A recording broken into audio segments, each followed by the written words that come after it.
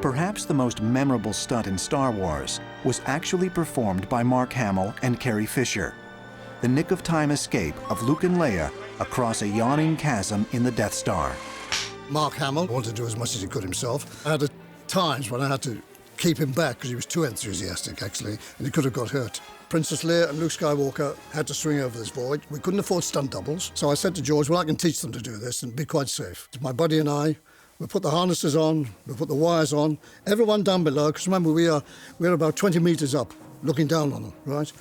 And as we swung across, there was a terrible tear. And my buddy said to me, Peter, your harness is snapped.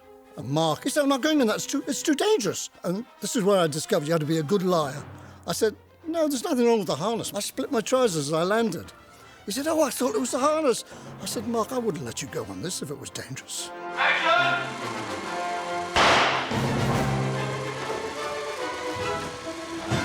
You know, they did it, as you know, in one take, and that's how we got it. Good luck.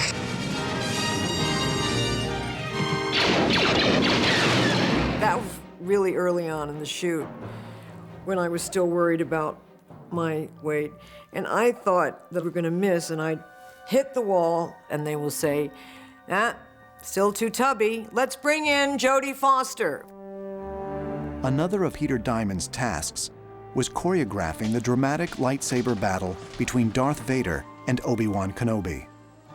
You can't win, Darth. If my blade should find its mark, you will cease to exist. And I warn you, if you strike me down, I shall become more powerful than you can possibly imagine.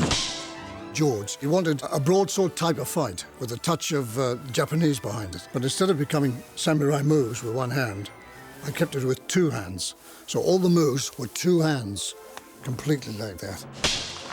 The first swords were bits of wood from projection material wrapped around them. Now, the hardest thing for me on the first fights, Darth Vader was a very heavy man. Obi-Wan Kenobi was a gentleman, right, who had done some fencing in the theatre. I had to teach them, if that was the sword, to stop before they touched, because the blades were breaking. We broke so many blades, they just kept snapping.